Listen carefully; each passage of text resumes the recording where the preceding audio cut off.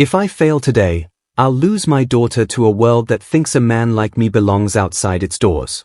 The old Shore district looked like money had put on cologne and stepped out for photographs. The limestone mansion stood back from the curb behind a circular drive crowded with polished sedans and a sports car the color of a ripe cherry. My pickup with its honest dings and a tailgate I'd fixed myself idled between them like a mutt wandering into a dog show. I checked my watch. 2 p.m. same as Lauren asked. My palms were dry, my mind steady. I'd worn my best navy suit, the one from her college graduation years back, and the boots I kept clean for church. The front door swung open before I could push the bell. A tall man in leisurely expensive clothes measured me from collar to heel like I was a shipment that arrived at the wrong dock. "You have the wrong address, sir," he said, smooth as a new countertop. "There's a shelter 2 blocks south." I let the words land. They didn't bruise right away. They sank and cooled the way insults do when a man's worked among machines that don't care about pride. Before I could answer, Lauren's voice rose behind him, bright as a porch light at dusk. "Dad, you made it." She came out in a dress that moved like it meant to stay graceful all afternoon, slipped past the man, Preston, my soon-to-be son-in-law, and hugged me tight. I could smell her shampoo.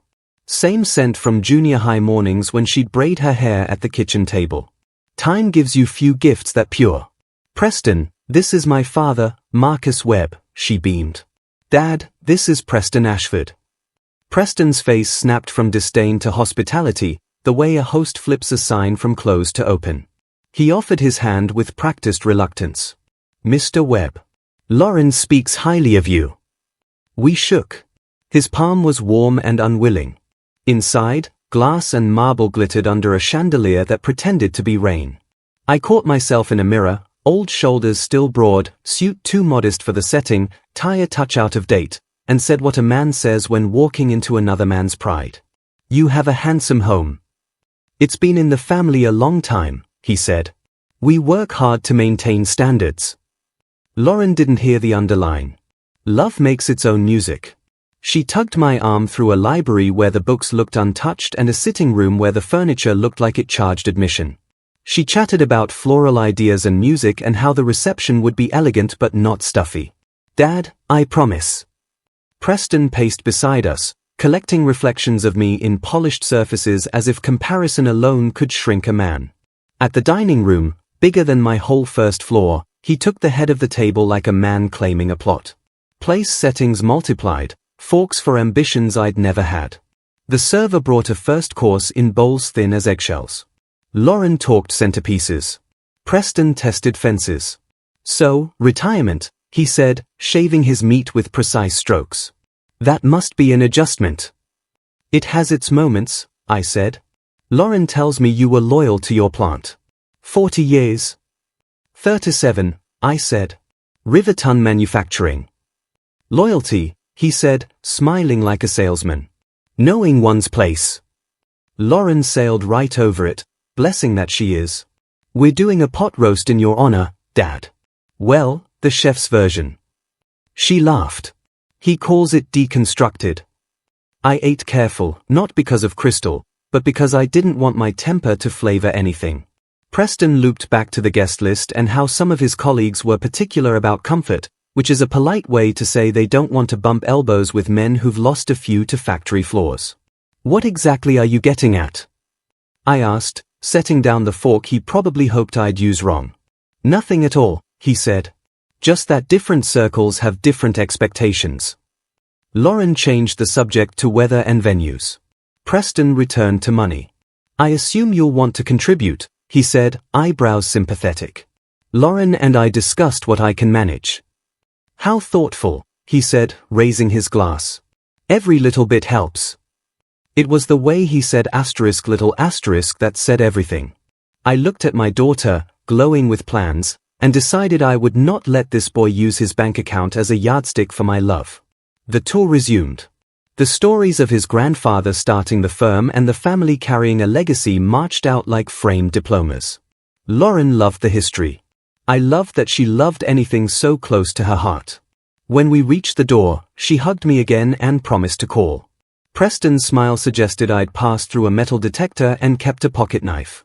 My truck felt good under my hands. Steel and honesty. Shoreline Drive rolled past the windshield. Lake on one side, 100 years of money on the other. The phone vibrated against the dash. Lauren's name lit the screen, but when I pressed speaker, it was his voice. Mr. Webb. Preston here. Lauren stepped away. What can I do for you, Preston? I wanted to offer a hand. Man to man. The wedding will be, well, let's say there are people involved who matter to our world. Appearances are important. I can't have Lauren's father looking like he wandered in off the docks. Traffic slowed. I moved to the right lane and let a taxi cut in. Excuse me? I'm offering to help, he said, gentle as a shove. $8,000 should cover a proper suit and shoes. Consider it a gift for Lauren. The light flipped green. I didn't move. Drivers leaned on horns like they were being paid per note. I eased forward and swallowed the hot thing that wanted to climb my throat. You think I'm for sale?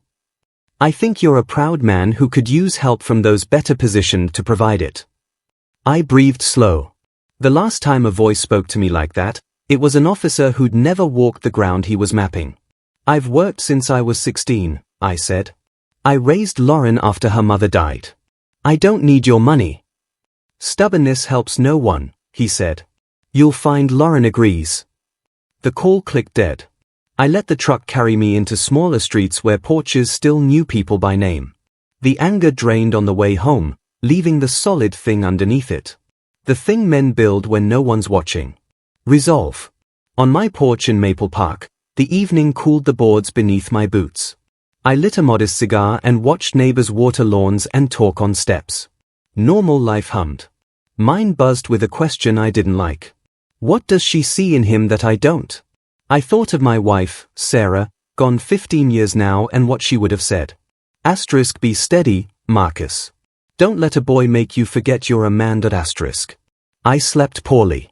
A long parade of fixes marching through my head. Morning brought coffee in the chipped mug Lauren made in 7th grade. Handle too small for a grown man's fingers. I was rinsing it when her car pulled in. Morning, Dad, she said, setting her purse down like she had work to do. I want to clear up some confusion. We Saturday. I poured her coffee. She didn't drink. Preston told me you two spoke. He says you took something the wrong way. How did he tell it? I asked. That he offered to help with wedding expenses and you got upset. He offered me $1,000 for a suit, I said. So I wouldn't look like I'd wandered in off the docks. Lauren flinched. He wouldn't say that. Then one of us is lying. She stood and walked to the window. Same spot she'd stand when she was 13, watching for a friend's bike. Dad, you barely know him. I've known him 8 months. He's kind. He's generous. I just think you misunderstood. Sweetheart, I said quietly. When have I lied to you? Never, she said, and she meant it. Then she lifted her chin. But this is different. This is my future. That boy doesn't respect me, I said. Men don't treat the people their woman loves like obstacles. $8,000 isn't disrespect. It's family helping family. I'm not his family. You are, she said. Her eyes turned glassy in the way they did when she was little and trying not to cry. If you can't accept him, maybe you shouldn't come to the wedding. The sentence hit me like the back end of a wave. Late, then all at once. She took her purse, kissed my cheek like apology on a timer, and left. I stared at the door until the house remembered I was inside it. I cleaned things that were already clean. I put a new edge on a mower blade that still had bite. After dinner, leftover roast and quiet, I did something simple a man can do when the ground shifts. I drove to Murphy's equivalent on our side of town. Mallister Clothiers, a place where teachers buy suits for promotions and fathers buy suits for daughters' big days. The bell over the door didn't judge. A man my age with hands practiced by decades of pins and tape took one look and nodded the way men nod when they know a job if you'll let them do it. Wedding? He asked. Yes, sir. Budget $400. $5 if it earns it. He smiled. I can make $1,000 boy wish he'd paid this much attention. 20 minutes later, I stood in front of a three-way mirror in charcoal gray that put my shoulders back where they belonged. The fabric had weight without shouting about it. The pants broke just right. The jacket knew me the way a good tool fits a hand. He tugged at a sleeve, chalked a seam, and made notes. "When do you need it?" he asked. "Soon," I said, "but I can wait a week." "You won't," he said. "Friday." The total came to $420. More than I'd spent on clothes in years. I folded the receipt next to the photo of Lauren in her cap and gown and paid with cash I'd saved in a coffee can with a sticky label that used to read *vacation star. Sometimes a man has to rename his priorities. Back home, I hung the suit on the bedroom door where the late light could find it. I ran my fingers along the lapel and felt something like peace. Not victory. Not yet. Just the kind of calm a man gets when he fixes what's in his reach and leaves the rest to the day ahead. That night, the phone rang again while I was washing my plate. It was him. "Mr. Webb," Preston said, voice smooth. "We should clear the air." "The air's clear enough," I said. "If you keep telling Lauren these stories, you won't be at the wedding." I put the plate down and dried my hands slow. A man's voice changes when he remembers who he is. "If you hurt her," I said low, "you'll regret it." "You're living in the past, old man," he said. "She's got a better life now." "Money isn't character," I said. Silence, then the click. I wiped the counter, turned off the kitchen light, and stood a minute in the doorway of Lauren's old room. Posters still up, medals for science fairs and spelling bees. On the dresser sat Sarah's simple silver ring. Lauren used to try it on when she was 8, stuck at her knuckle, giggling. She once said she wanted a love like her mother and me. Girls grow into women. Wishes grow into choices. I lay down with the window cracked. Maple Park breathed through the screens. Dogs, sprinklers, someone's TV across the street. My anger had turned into something useful. Patience. I wasn't going to win by shouting the truth at a man who'd never worn it. I'd win by showing up steady, looking like myself at my best, and letting time do what time does to boys who use money as mirrors. Friday, I picked up the suit.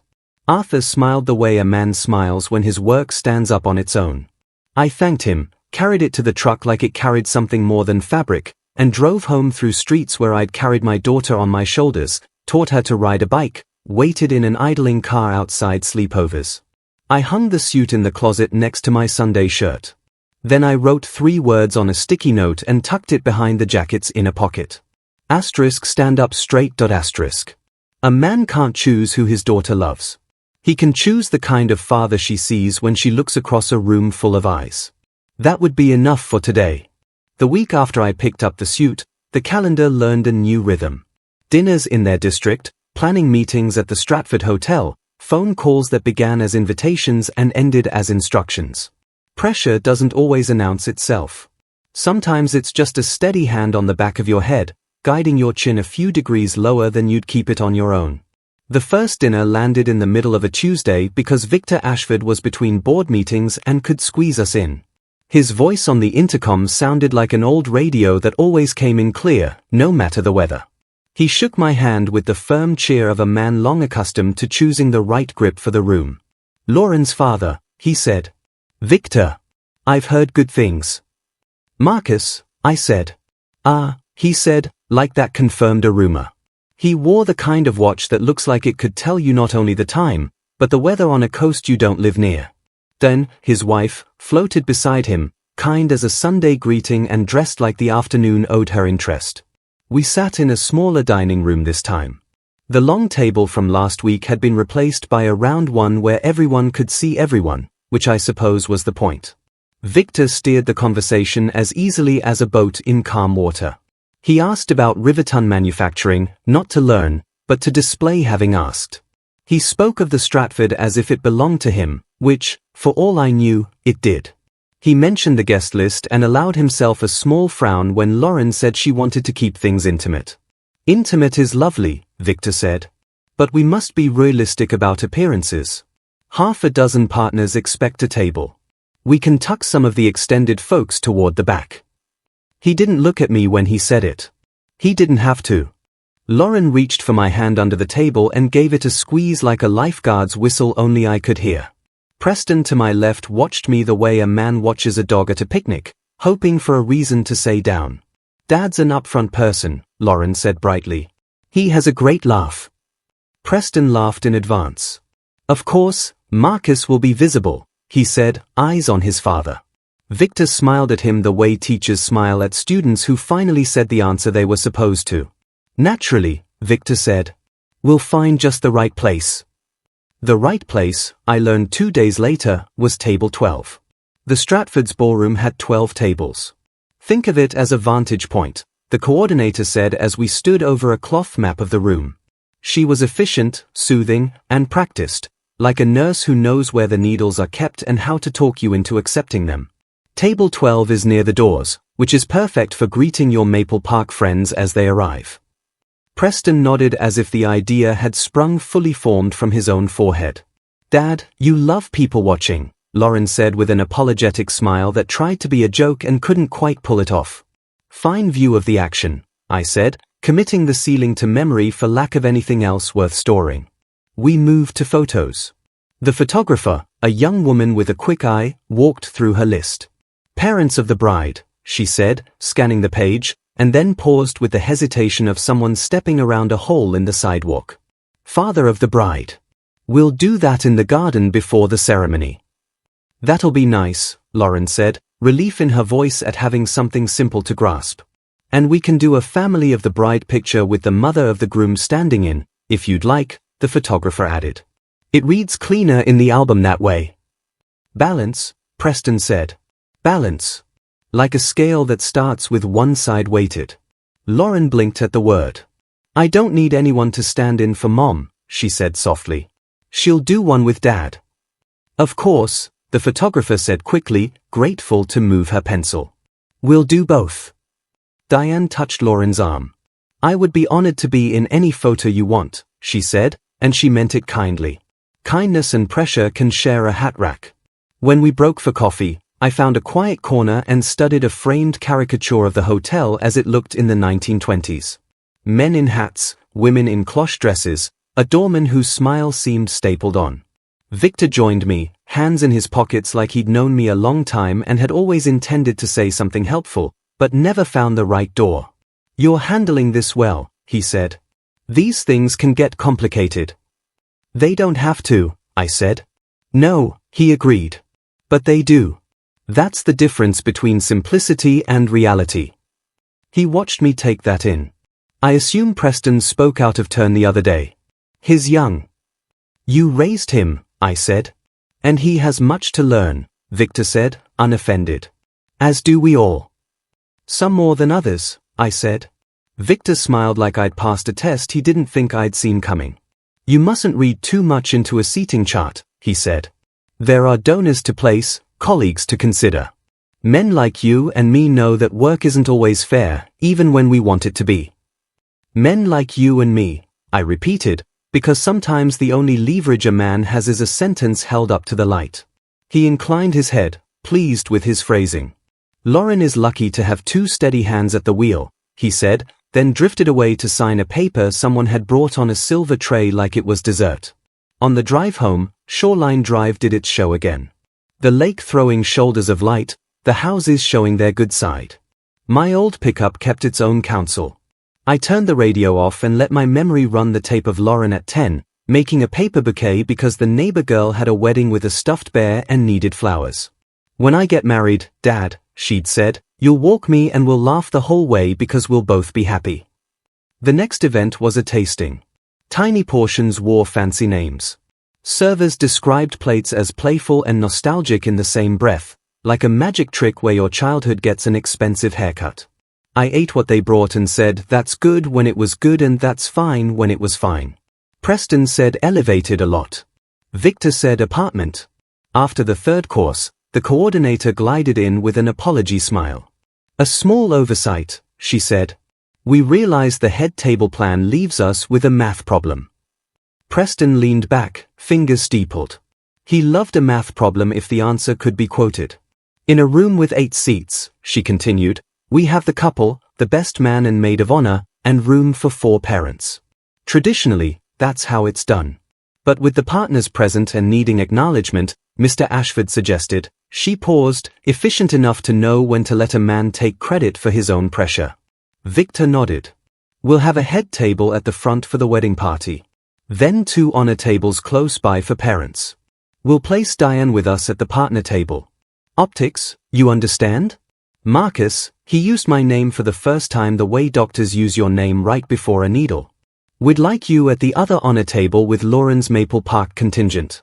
Still up front. Up front, I said. Table 11. Tasteful humor, Victor said. And the room laughed exactly as much as he intended. Lauren looked at me, apology blazing behind her eyes. Dad, it's your day, she said. Do what makes it easiest to remember for the right reasons, I said. I felt the pinch there. Small but mean, like a burr you find after a long walk. It doesn't wound you. It just makes you feel every step. On the way out, I stopped in the lobby under a framed black and white of soldiers home on leave, taken right there 80 years ago. The men stood with their caps at angles that said they'd earned the right to be crooked. One of them had his arm around a girl the way you hold something you can't keep but hope to see again. I looked until the picture gave up everything it could give. Then I left. At McGinty's pub that night, the wood was the same honest dark it had been for decades. I took my usual corner. Carl, who'd welded 2 rails over for 30 years, slid in across from me with a beer and the patient face of a man who knows you've come to talk without being told. How's the fancy circus? He asked. New tricks, I said. You going to jump through their ring? He asked. I'm going to be there when my kid looks up, I said. If there's a ring between us, I'll step over it on the way. He nodded. That suit come through? It did. Then you already won 1 round. He told a story about his niece's wedding where the DJ mispronounced the last name and his sister marched up to the stage and corrected him into next week. We laughed. After he left, I sat a while with the shape of the room around me and realized I'd been keeping count of the places in my life that did not require permission to be myself. It is a short list, and you don't understand its value until someone tries to buy it from you with a seating chart. 2 Sundays later, Lauren came by with a binder. It had tabs for everything. Flowers, timelines, vows. She looked like she'd been carrying it in her sleep. Walk me through it, she asked. I made tea. We sat at the kitchen table where she'd once done algebra that I had to relearn to help her with. Timeline, she said, flipping. We do a first look in the garden, then formals, then ceremony. You'll walk me down, obviously. The word asterisk obviously asterisk put a hand on my shoulder. Good, I said. She turned another tab. They're labeling the photos by groups. Bride with father is in group 2. They tried to put it in group 4, but I moved it up. I didn't ask why it had been in group 4. I could guess. Thank you, I said. I'm sorry about the tables, she said, staring at the list of songs like it owed her something. I reached and touched the edge of the binder. Honey, a table can't tell me who I am to you. She looked up then, and the girl who used to braid her hair at this table came back to the surface. I need you there, she said. Whatever happens, I need you there. I'll be there, I said. Every minute. She closed the binder and sat in the quiet with me the way we used to when the house was full of the kind of silence you earn after a long day. Not empty, just resting. She traced a circle on the cover with her finger. Preston is good to me, she said. Not quite a question. I hope he is, I said. He's learning you're not like his family, she said. I'm not, I agreed. She laughed once. Short. I told him your suit would put his to shame. It won't, I said. But it will fit me better than his ever could. When she left, I brought out the small velvet box that had been asleep in my dresser for 15 years. Sarah's ring lay inside, simple and stubborn. I polished it with the soft cloth I kept for exactly this purpose, and held it to the window until it found a little light. I didn't know when I'd offer it, or if I would, but the act of making it ready steadied me. The next dinner came at a restaurant in the Old Shore district whose name suggested it grew its own candles. The menu had no prices. The wine list had its own leather chair. Victor introduced Lauren to a partner whose handshake felt like he'd been practicing on weaker men all day. Conversation churned in gentle, expensive currents. I had no interest in swimming. At dessert, Victor raised a glass. To family, he said. To new bonds and to Lauren, who will be the brightest addition to what we've built. Asterisk to what we've built. That asterisk pronouns can do a lot of work in a small space. I raised my water because I don't drink wine that costs more than my first car payment. To Lauren, I said, who will make any place she stands better because that's who she is. Preston smiled like he'd just discovered a way to be gracious without losing altitude. Here, he said. The partner nodded, satisfied that we could all survive the same room. When we stepped out into night air that smelled like the lake, pretending it had never seen a storm, Victor fell into step beside me. You know, he said, my father was a hard man. A kind one too, in his way, but hard. He believed in steel, the literal sort and the figurative. He would have liked you. Men who like steel usually like each other, I said. He smiled. Then you understand what I'm about to say. I protect what's mine. This wedding will go off without a hitch. It will look right. It will feel right to the people who matter. He looked over at Lauren, who laughed with Diane at something small and good. And it will be good for her. I protect what's mine, too, I said. He nodded, satisfied that we had an agreement. We did not, in fact, have an agreement. Home again, I hung my jacket by the door and stood in the dark long enough to hear the house settle. There is a point in any squeeze where you learn how much give you have and how much you don't. I knew then I had no give left for being moved to the far corner of my own child story. But I also knew the place to plant myself wasn't in the middle of their dining room or at the Stratfords' carpeted maps. The place to stand was in the moment where Lauren needed a father, not a resistor. I wrote another note and slid it behind my suit's inner pocket next to the first. Asterisk keep your powder dry. Asterisk. Then I turned out the light because morning always comes, and with it the next small test. And a man does his best work when he's rested enough to tell the difference between pride and purpose. The maps kept multiplying. Lauren's binder had tabs like street signs, seating, photos, music, timeline. The coordinator sent PDFs with diagrams that looked like someone had played checkers with people's names. Even the photos had a map, Group 1, Group 2, as if love were a convoy that needed ordering to arrive on time. I sat at my kitchen table and traced the routes I could control. Where I'd stand when Maple Park folks came in. When I'd be close enough to catch Lauren's eye. How to be useful without becoming a point of friction they could label asterisk problem star. I bought shoes. Good ones. Black cap-toes that didn't try to make a speech. The clerk took a shine to my suit. Charcoal's a truth teller, he said, handing me cedar shoe trees like a blessing. I broke the shoes in around the block until the leather learned my walk. At the Stratford, I went alone one weekday to measure the tie against the room. The lobby had that low hotel hum of economies in motion. Rollers on tile. A bell's polite tweet of announcement that someone's once had arrived. The older piano in the corner claiming dignity the newer furniture couldn't. The doorman's cap sat just so. His coat bore a small enamel pin of the flag. How goes? I asked, the way men greet men who look like they're on duty even when they're not. Living the dream, he said, smiling for real. Can I help you? Just getting the lay of the land, I said. My daughter's wedding is here in 3 weeks. Then congratulations, he said like he meant it. You must be proud. I am. He cocked his head, taking in the suit bag over my shoulder, the careful way I studied entrances and exits. Name's Raphael, he said. If you need something and don't know who to ask me first. We shook. The palm of his glove had worked a lot of doors. Inside, I found the ballroom dark and cavernous, the kind of room that looks like a promise before the lights are up. A man in shirt sleeves was taping blue XS on the carpet where tables would go. He glanced up like he'd expected no one and got me instead. You the father? He asked. Yes. Good room, he said. Sound carries kind. He went back to taping. I stood at the threshold and counted steps from the doors to where table 12 would be. It's a funny thing. Once a man accepts a position, he can work it to his advantage. From those doors, I could catch almost everyone first. Shake the hands that needed shaking, claim the eyes that wanted to slide past, be the first face from Lauren's side anyone saw. On my way back through the lobby, I stopped at the desk to confirm something small enough it wouldn't raise flags. The timing on valet, the earliest the garden opened for photos, where the family room Saturday.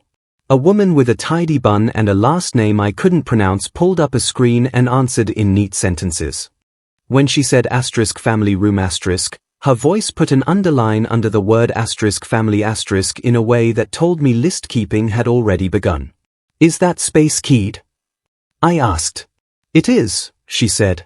For privacy. Of course, I said. Privacy is important.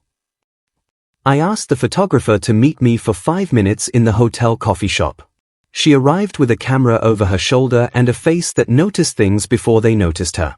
I bought her an iced tea. She bought me respect by listening. I want one photo, I said. Doesn't have to be in the album. Doesn't have to be anything but a file on Lauren's phone. 5 minutes. Me and her in the garden before you bring in anybody else. No posing. I want whatever happens when she sees me and stops talking.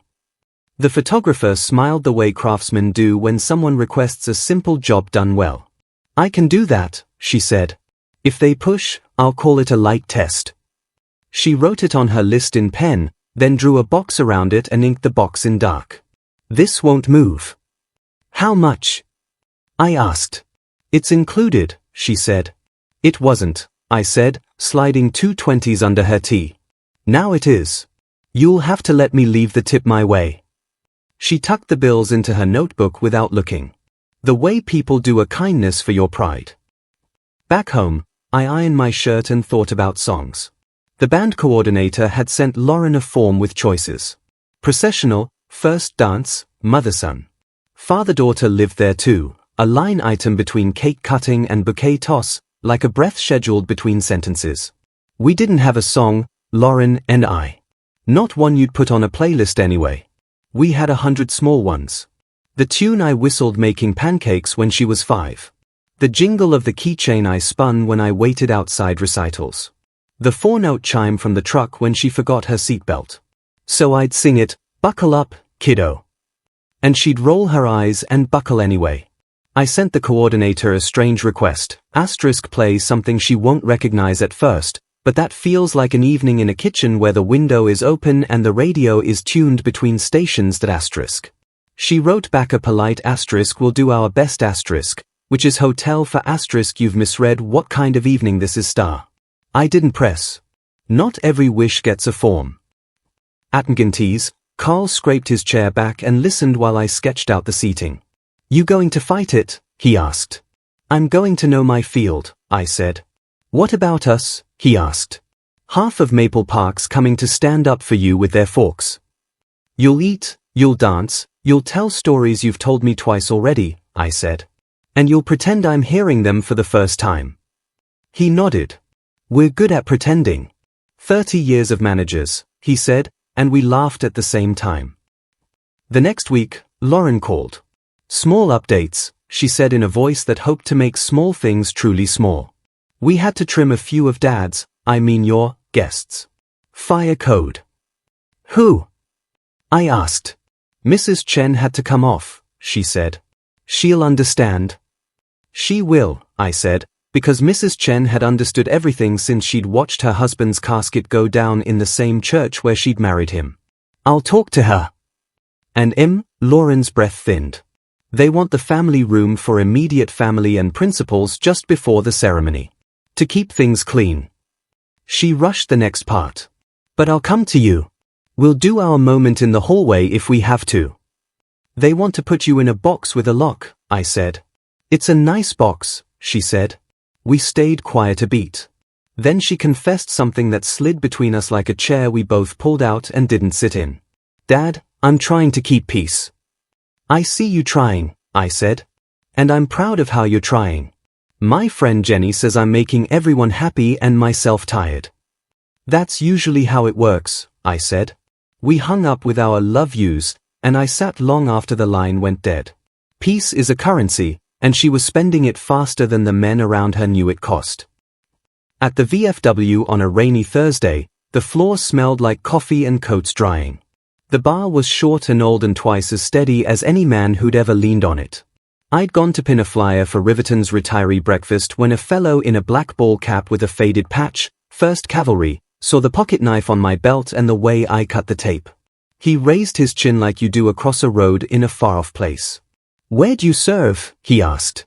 "Army," I said. "Near Da Nang." He nodded slow. "Frank," he said, offering his name like a hand. "Marcus." We talked like men who know the same weather. Not long, not much detail, just enough that the air between us cleared to something clean. "Stratford, he?" he said when I mentioned the wedding. "My nephew's on security over there. Good kid. It's a tight ship." "Name?" "Derek." "I may need to know a Derek," I said. We didn't exchange anything more than that. No numbers, no promises. Just a name attached to a door if a man found himself needing one. That's the kind of thing veterans trade. Not favors, but landmarks. Back at my table, I wrote my letter to Lauren. I kept it to one page in my neatest hand, the one Sarah used to tease me about. I told her what I had learned about love from watching her mother slip a ring off before washing dishes so it wouldn't slide and clink. From watching Lauren grow into a person who kept friends the way other people kept plants.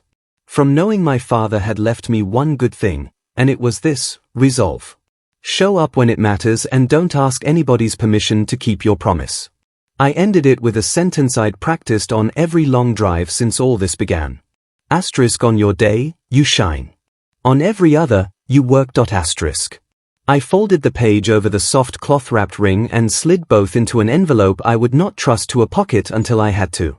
We had another planning meeting at the hotel. The coordinator laid out timelines like tracks that would carry a day to where it belonged. "The family room will open at 2, she said. At 2:30, principals move to the garden. At 3, guests are seated. At 3:15, processional." She looked at me the way you look when you're about to read a line you've been asked to read, but you're not sure if it's the line a man wants to hear. "Mr. Webb, the family room is limited occupancy. We've listed Mrs. Ashford and Mr. Ashford, the groom, the bride, and the wedding party." "So I'm not immediate enough," I said. "I don't make the lists," she said, and didn't lie well enough to pretend she'd like them if she did. Lauren blushed the color of a torn page. "Dad, I didn't realize." "Of course you didn't," I said. "Nobody realized until the list printed itself." Preston said something about logistics. Victor said something about precedent. I said nothing about anything. I drew a line under asterisk family room asterisk in my copy with my pen until the paper almost broke. Sometimes a line is not a border. It's a reminder of where men tried to build one. On the way out, I found Raphael at the door. "You'll be on that day?" I asked. "Wouldn't miss it," he said. "I get the fun shifts." "Good," I said. "I'll be early. Tell your man Derek there's a father walking in who looks like he belongs there because he does." Raphael nodded once. "Copy that," he said like the old days. At home, I opened the closet and checked the suit, the shirt, the small velvet box. I put the 2 notes back in the inner pocket and added a third. Asterisk speak once, then let silence do the rest. Asterisk. I pictured the maps, all of them, tables, photos, timelines. I pictured the little excess the man had taped on the carpet. I pictured the doors and the garden and the hallway where Lauren had promised to find me if they locked her in a room labeled asterisk family asterisk she was somehow not allowed to share with the family that made her. Then I folded every map into one truth. When my daughter reaches for me, my job is to be where her hand will land. That night at Nginty's, Carl asked if I wanted him to say anything if someone tried to move me where I wasn't meant to go. "No," I said. "If they try, they'll learn I am made of the same stuff I've always been made of, and it doesn't split." He raised his glass. "To lines they can't draw," he said. "To lines they can't erase," I answered. On my porch, the crickets did their plain little symphony. Across the street, Mrs. Chen waved from her steps like she'd just heard the same song and recognized it. I walked over and told her about the fire code.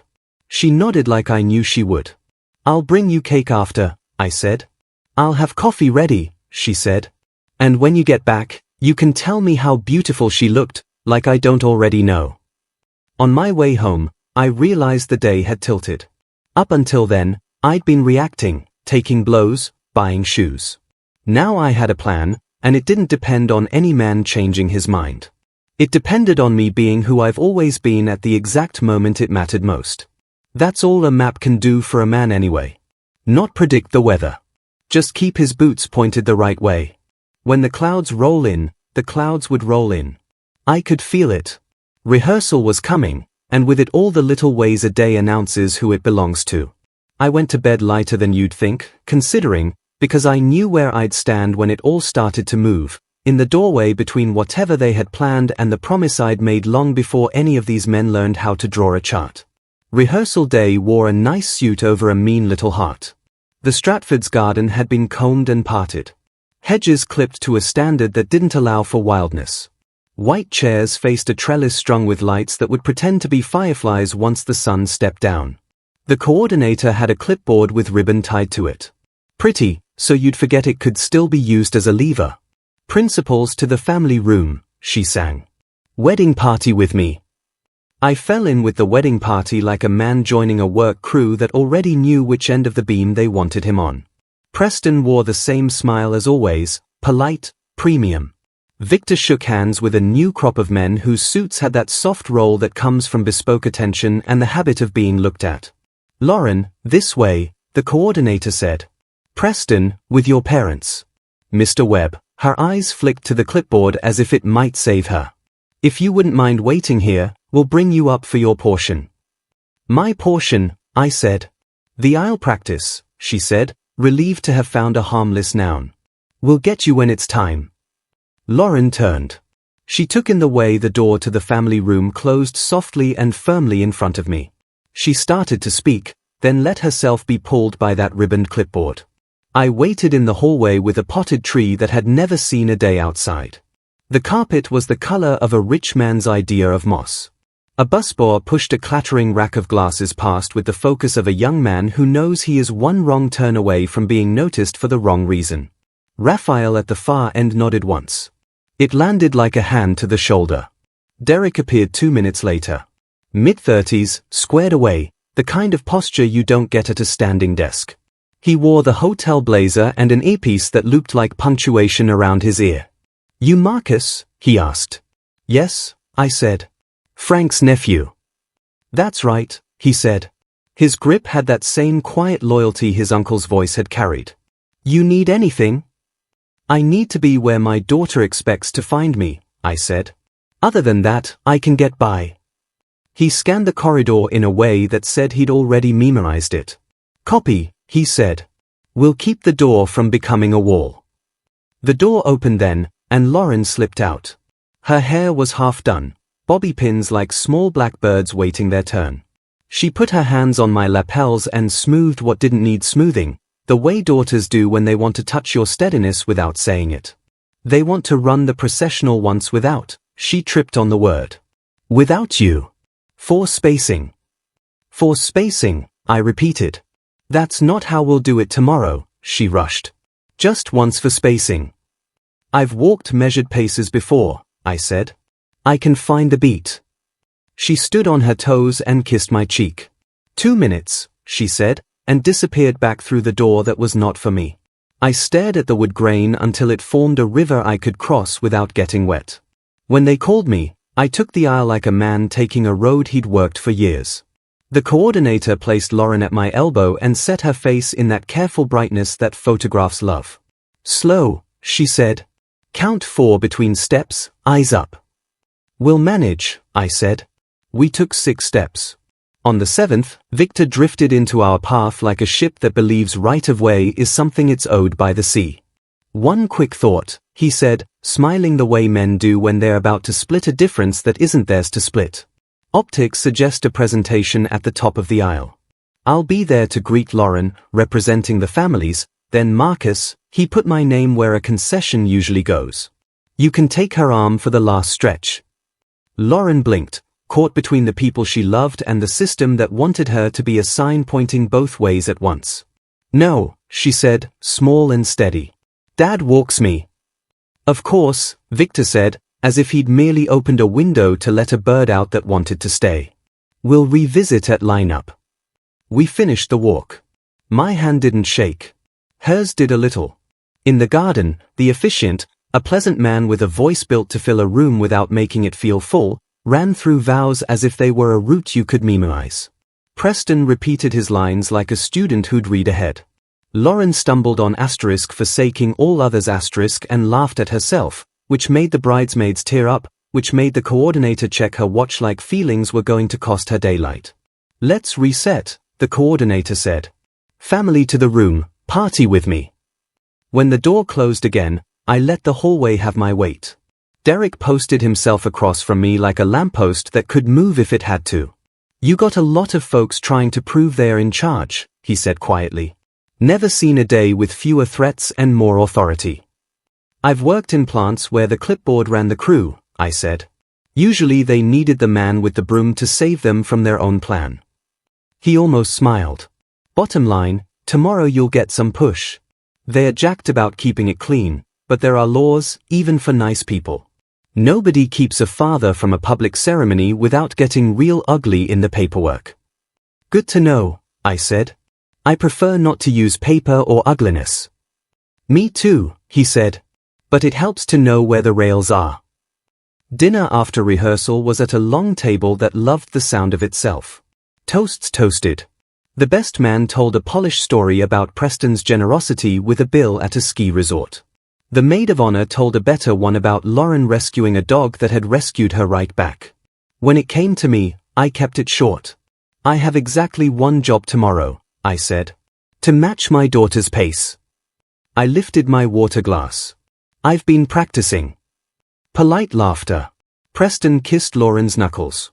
Victor tapped his glass with a spoon like a small bell calling a larger one. Back home, the house was quiet enough to hear the fridge start and stop. I took the letter from the dresser and read it once more. I dated it in the corner in small writing. Something about time behaving itself if you're specific with it. I slid the envelope into my suit's inner pocket and felt the weight it added. Not heavy, just present. Morning came with the sound of a text before coffee. Asterisk Lauren, small adjustment. Don't be mad. Asterisk. 3 words you never want from your child on the day she needs to believe in solid things. I called. What adjustment? She exhaled. The coordinator thinks it's cleanest if I do the first look and garden formals from the family room. To keep things moving. They're saying too many people in the hallway makes it look chaotic, but I'll come to you. They're making a box. You can call it a room, I said. I know, she said. I hate it. Preston says it's a logistics thing. Dad, just be in the hallway at 2. I'll find you. Then we'll do our 5 minutes with the photographer before anything else. I had her put it on the list in pen. Good, I said. I'll be right where I said I'd be. Another text pinged while I drove Shoreline Drive. A calendar invite from Ashford Events with a document attached. Asterisk final day procedures. Asterisk. I pulled into a turnout where the lake leaned its shoulder on the shore and opened it. The language had that hotel stiffness that comes from too many hands massaging a sentence until all the blood leaves it. Asterisk key lines to ensure a smooth guest experience. Pre-ceremony access to restricted spaces is limited to principals, bride, groom, groom's parents, wedding party. Non-principal family members will be directed to guest areas. Asterisk. And this, bolded. Asterisk any guest who attempts to enter restricted zones or disrupt the flow will be escorted off property. Asterisk. I read it twice. My truck's engine ticked as it cooled, counting my breaths like a metronome that wanted to help. I called Lauren again. Did you see the document? I'm on my way to her, she said, distracted and tender at once. Dad, please don't fight with a PDF. Just be where I can find you. I need you there. I will be, I said, in a suit that fits, at a pace we practiced. I love you, she said fast. I love you more, I said slower. At the hotel's curb, Raphael saw me first. Looking sharp, Mr. Webb, he said like a referee declaring me in bounds. Trying to pass inspection, I said. You already did, he said. Derek's inside. Inside? The air had that pre-storm pressure of a day that believes in its own importance. Flowers marched down the hall 2 by 2. A harpist tuned something that made the lobby feel like it had secrets. The coordinator stationed a junior staffer by the family room, like a sentry who hadn't been told the battle never arrives. Family room is restricted, she said to me with a smile that hoped to be enough. I'm not going in, I said. I'm going right there. I pointed at a patch of carpet 10 steps away. When my daughter opens that door, I'm the first thing she sees. Of course, she said, relief softening her shoulders. Stand there. Derek took up a casual lean opposite me. We looked like two men waiting for a bus we intended to board without making a scene. The door opened once for someone's makeup emergency, again for a bouquet's ribbon emergency, and then for Lauren. The light found her the way it finds a familiar kitchen. No surprise, only recognition. The photographer, Nina, bless her list, was at her shoulder with her camera already at her eye. Dad, Lauren said, and the word held relief like cool water. She came into my space, not caring who saw that you can be grown and still need your first home for a second. 5 minutes, Nina said, professional and kind. Just you two. We slipped into the garden side path where the hydrangeas hid us from any plan that wasn't ours. Nina hung back and let her shutter be part of the breeze. Lauren took my arm. Pace, I said, and we laughed because we both needed a joke we could walk. You did good, I said. I haven't done anything yet, she said. You grew up right in a world that doesn't help, I said. That's not nothing. She put her forehead to my chest for a second. I could feel her breath steady. Nina's lens clicked once, twice, quiet proofs. We headed back, and that's where the weather turned. Victor was waiting with the coordinator. Beside them stood a hotel manager I hadn't yet met, the kind of man who knows the difference between velvet rope and actual authority and prefers the rope because it leaves fewer marks. Quick update, Mr. Sterling said softly, as if low volume made what he said more reasonable. To keep doors clear, we'll be seating guests early. Mr. Webb, that means we'll escort you to your place now. Bride returns to family room for lineup. Guests, I said. Am I a guest? Today you are many good things, Victor said in a tone that would play well in a boardroom transcript. Most importantly, you are a man who wants his daughter's day to succeed. True, I said. So we trust you'll help us keep this moving, he concluded, having built himself a bridge out of my love. Lauren's hand found my sleeve. 2 minutes, she told them, which is a form of battle some women learn young. Preston arrived in a hurry made of cologne and certainty. Security will handle any confusion, he said, looking not at me but at the manager, always talking to the mechanism instead of the man. Confusion? I asked. Protocol, he said. We can't have unplanned deviations. Like a father at his daughter's side? I asked. Like last-minute hallway congestion, he said. Optics. What happens if there's an unplanned deviation? I kept my voice level because a level voice makes men who deal in leverage reach for heavier tools. Mr. Sterling gestured with apology, I'll give him that, toward 2 uniformed hotel security on standby. Derek didn't move, but the space around him felt different, like a calm animal deciding which way it would bolt if it had to. We'd ask the guest to comply, Mr. Sterling said.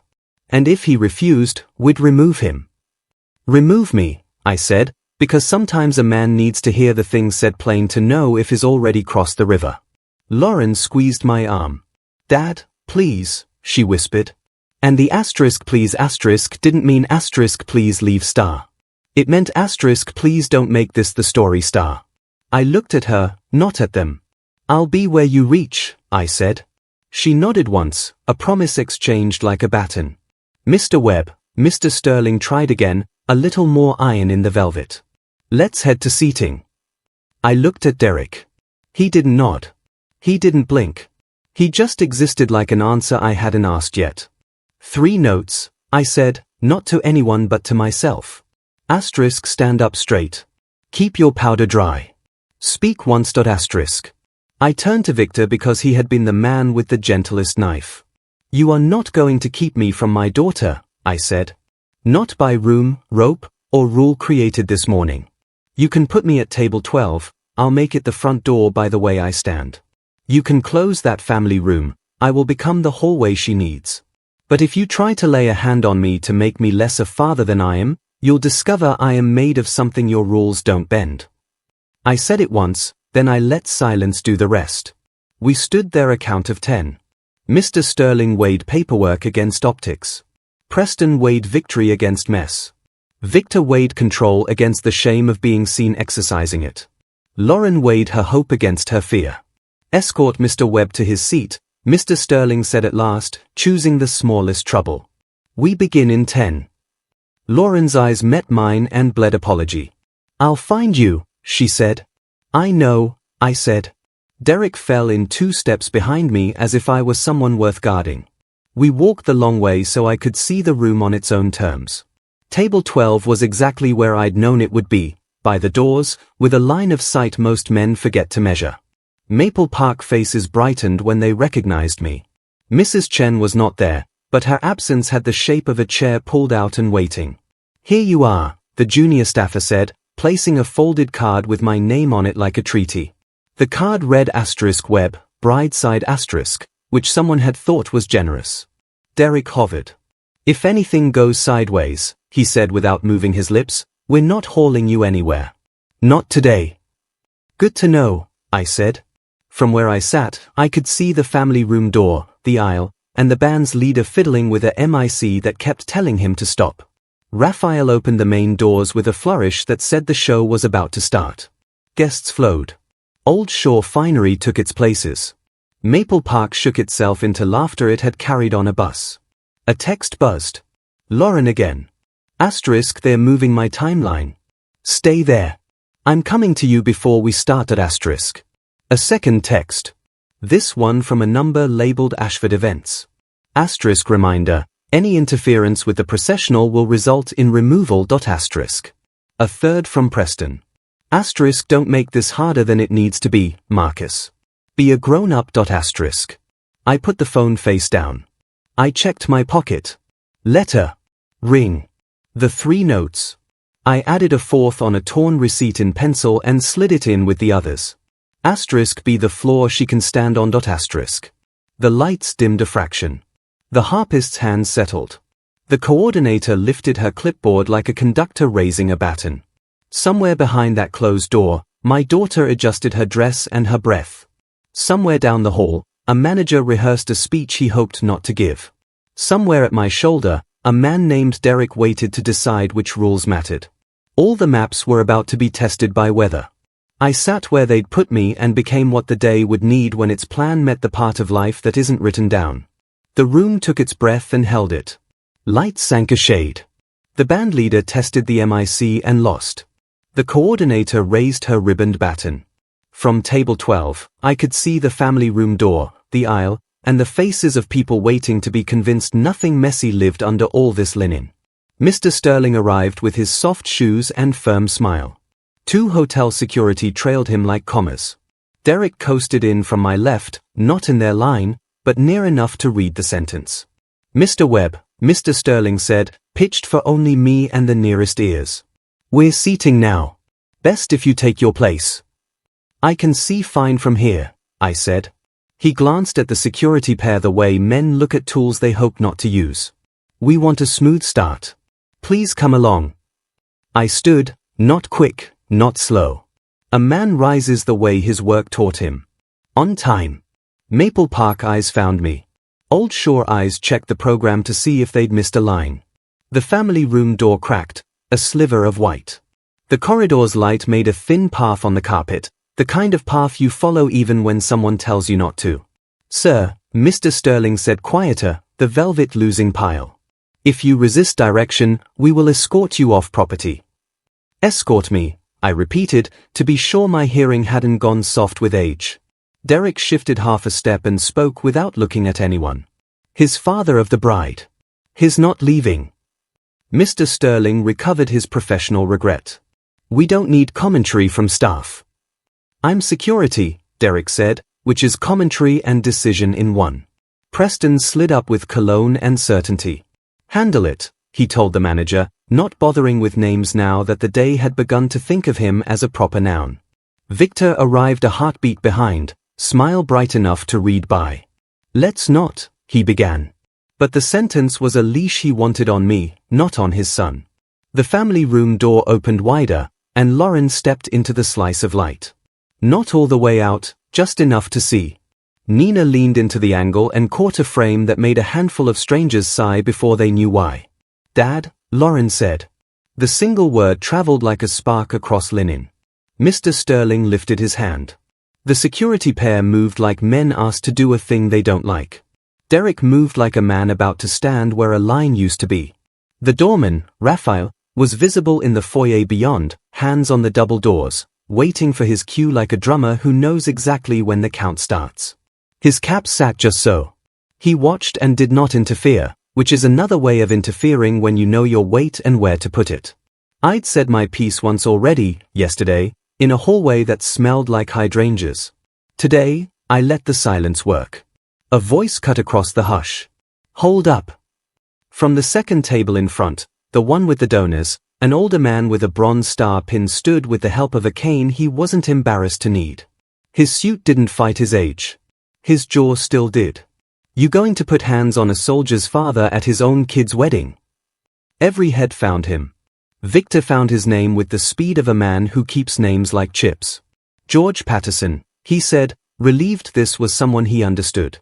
"We're only keeping things orderly." Patterson's eyes slid from Victor to me, sharp as a good blade. "What unit?" he asked me like we were alone in a room that had earned the right to be small. 25th Infantry, I said. "Near Da Nang."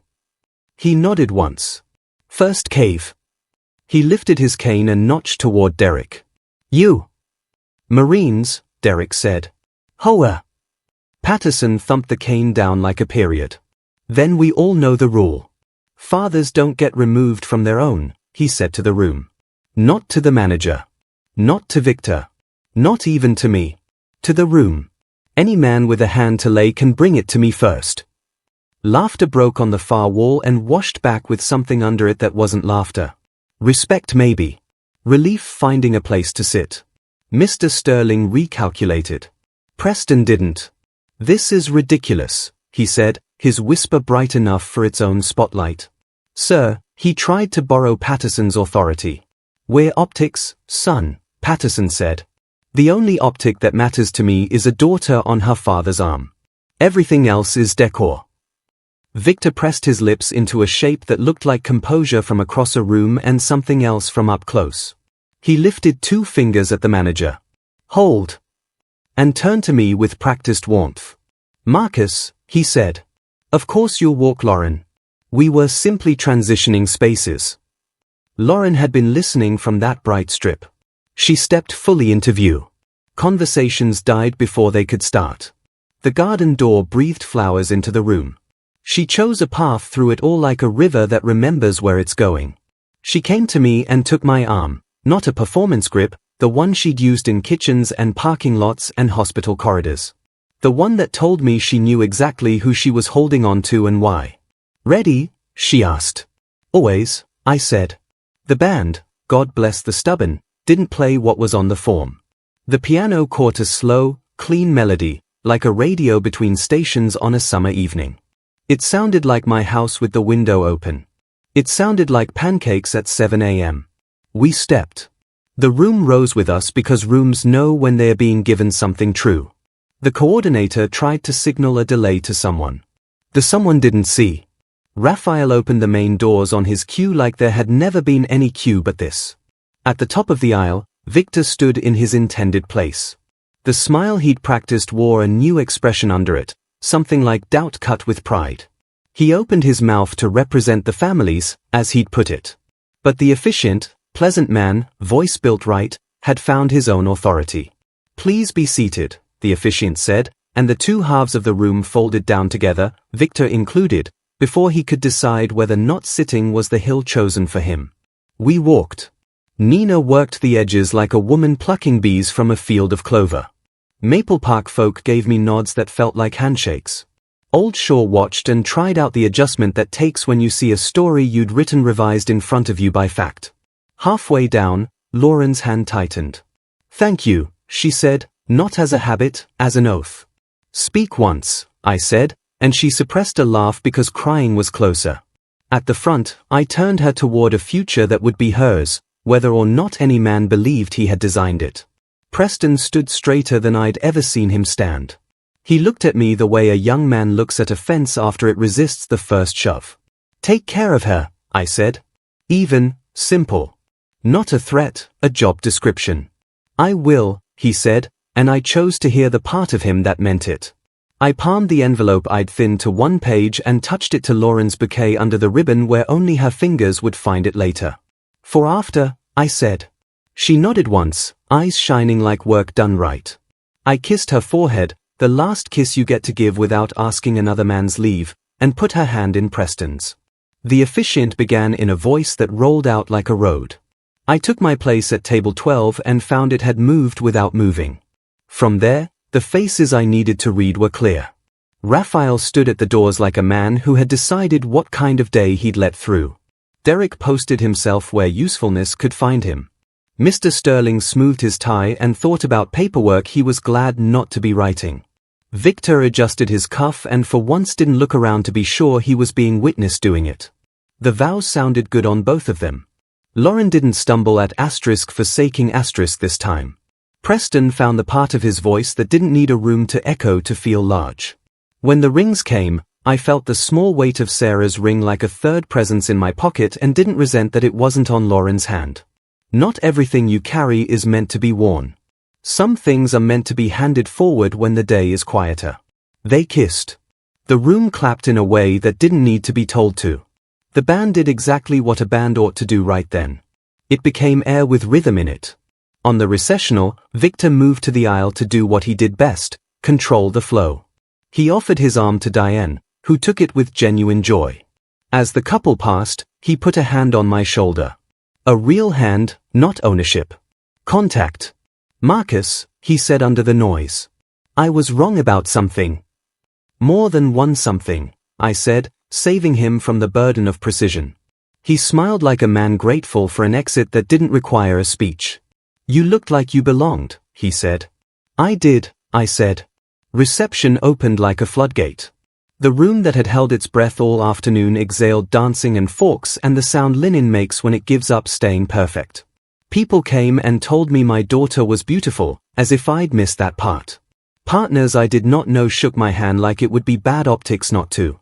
Maple Park folks told stories louder than necessary and got away with it because laughter forgives volume. Patterson tapped past with his cane and raised 2 fingers. Old salute modified by time. I returned it with a nod, modified by everything. Preston found me once between toasts. He had a glass he wasn't drinking. About earlier, he said, mouth dry. You'll have plenty of time to learn, I said. Start with this. When a thing is true, you don't need a room to agree to make it so. He took that like medicine and went to fetch Lauren a plate, which is one kind of lesson working. When they called for the father-daughter dance, the band leader looked at me with a question he probably asked a dozen men a month. Something special? Play the one from the aisle, I said. Kitchen window between stations. He smiled like he'd been waiting all day for permission to play the thing he liked best. The piano climbed back onto its simple rail. Lauren's smile did a thing to my chest I will never be finished describing. We danced. Not long, not well. Right. People blurred at the edges because there was nothing at the edges I needed to see. When it ended, she whispered, "Letter later." After the noise, I said. After the noise, she agreed. At table 12, Carl slapped my back and almost made me drop my water. You see their faces, he said, gleeful. I see my kid, I said. He grinned. Same thing.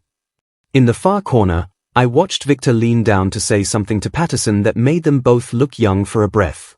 Mr. Sterling laughed at a joke he hadn't earned. And for once, that was fine. Derek did a slow patrol and caught my eye and gave me the smallest nod a man can give without losing it to the room. Raphael held the door for an elderly aunt, the way the world ought to hold doors for all its elderly aunts. I put a 5th note in my pocket next to the others and pressed my fingertips to the paper like a man checking that a thing exists just because he wrote it. Then I stopped needing notes. We had crossed the narrow part of the river. The music would play. The toasts would attempt to be funny and sometimes fail. And before the night ended, there would be a small, quiet place where something owed would be paid. Nights like that end in rings of light, dance floor first, then the bar, then a few stubborn tables, until only the staff and the people with promises left to keep on moving around in the dim. I found air on the side terrace where the hydrangeas kept their gossip. My shirt collar asked to be loosened, and for once I let it. The pianist drifted into a quiet tune for himself. Inside, the band packed cables. The coordinator's ribbon had come untied. Patterson came out with his cane and a paper cup of coffee that smelled like the end of a long day. He stood beside me the way men do who don't need an appointment to be useful. "You did your job," he said. "So did you," I said. He followed my eyes to the ballroom. "We all guard something," he said. "Some of us remember what it was like when the thing we were guarding could shoot back." We stood quiet. He tapped the cane twice, thinking. "My boy didn't come home," he added, not to invite pity, but to explain the shape of his backbone. "So I get particular about fathers earning their place." "I'm sorry," I said, because some words are still the only ones that fit. He nodded. "You need anything, you ask Victor for my card. Make him walk it over." "That alone might be worth it," I said, and he grinned like a soldier for a second before Age closed his file. Back inside, I found Victor standing by the head table, sleeves rolled, tie loosened, the careful part of him outnumbered by the tired part. He didn't wait for me to come to him. He came to me. A small mercy. "I mistook control for care," he said without dressing it up. "That's on me." "Care's harder," I said. "It is," he agreed. "I'd like to earn some back." "We'll see," I said, which left room for tomorrow. Diane slipped in and kissed my cheek like we were cousins who'd survived a rough reunion. "Your daughter is radiant," she said as if I might not have noticed. "And you gave her steadiness in public.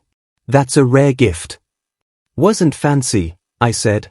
"The best things aren't," she said. Preston approached later with his glass empty. He tried for the easy smile and couldn't make it. "That was progress." "I was wrong," he said. "About a lot." "Start there," I said. "Keep going." I thought money could sand down the edges. "That made me nervous," he said.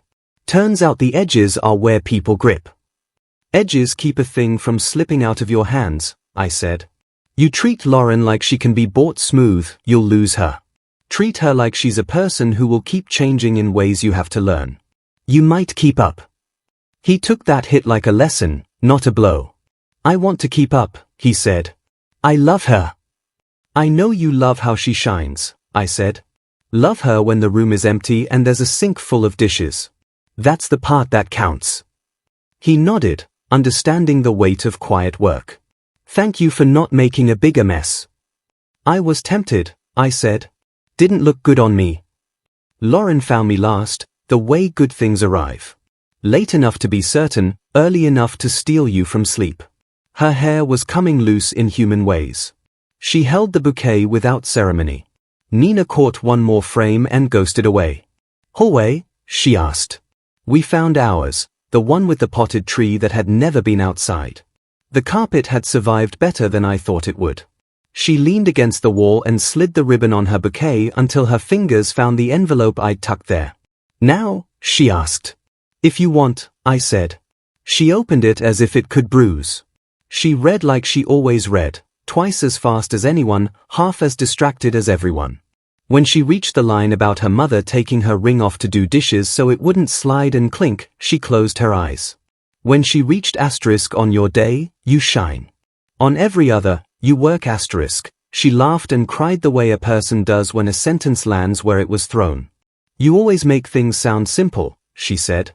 "They only stay simple if you work at them," I said. "That's the trick." I brought out the small velvet box. It changed the air like a story starting. "This is not a burden," I said. "It's not a asterisk should star. It's your mother's ring. Wear it someday or keep it in a drawer and take it out when you need company. Or give it to your daughter when she asks where she came from. It's yours to decide." She opened it and touched the circle like it could remember. "She'd like Preston," she said, testing the sentence and finding it mostly true. She'd like you happier than you are tired, I said. The rest she'd let time work on. Lauren took the ring out and looped the ribbon through it once, twice, until it made a small knot under the roses. For the ride home, she said. Then I'll figure it out. We walked back into the room like two people who'd put a piece of furniture where it belonged. The last song did its duty. The lights came up. People hunted for purses, jackets, dignity. Maple Park hugged. Old Shaw shook hands. Somewhere a busboy whistled the Al melody under his breath, which told me I hadn't imagined any of it. Raphael opened the doors for the final wave and gave me a nod that belonged to men who have watched a lot of days try to be special. Derek stopped by in that casual way security has when they have no further job but to keep existing. Good day, he said. Because you knew which rules mattered, I said. Because you did, he said, and we left it there. I loaded leftover cake into the truck, 2 boxes precarious, and drove home by the long streets that still know my name. I put the suit away with the care you give a tool that just did the job it was bought for. The notes came out of the inside pocket. I read them once more and set them in the top drawer under the spare batteries and the good scissors. Asterisk stand up straight. Keep your powder dry. Speak once. Be the floor she can stand on. Let go without losing. Asterisk. Morning brought birds that kept no calendar but knew the right hour. I carried a box of cake across to Mrs. Chen. She had the coffee already poured like I'd called ahead. Well? She asked before I Saturday. She was beautiful, I said. I assume, she said. We ate and didn't waste sugar on small talk. She told me grief wears new shoes at weddings. I told her pride does too. We were both right. Later, Carl slid into our corner at McGinty's. Heard you danced, he said. Badly, I said. The only honest way, he said. He lifted his glass. To table 12, he toasted. To front doors, I answered. At home, I took the ring's empty box from my pocket and held it a while longer than a man needs to hold a box. I put it in the drawer with the notes. The house settled around me. Same walls, quieter clock. When the phone buzzed, it was a photo from Lauren. The garden, the 5 minutes, her forehead on my chest, the moment that held. Then another, the ring tied to ribbon in the bouquet, a little off-center the way real things are. Then a message, asterisk thank you. I'm tired and happy. We will work. Asterisk. For words that sound like a bell rung right. I walked out to the porch. Maple Park at its evening. Hoses and chalk drawings and a radio, 2 houses over that couldn't decide on a station. I thought about maps and doors and all the hands that tried to direct a day that needed only one true thing, a father where a daughter expected him. If I had failed, I would have lost her to a world that thinks belonging is a room with a list. I did not fail. I didn't win either. Not like men write about winning. I did something better. I showed up the whole way, kept my voice clean, and became the piece of floor my kid could step onto without looking. After the music, you carry chairs and tie knots you can live with. You put cake in boxes and promises in drawers. You go back to ordinary days with something truer in your pocket than any program could print. That's enough. That was always enough.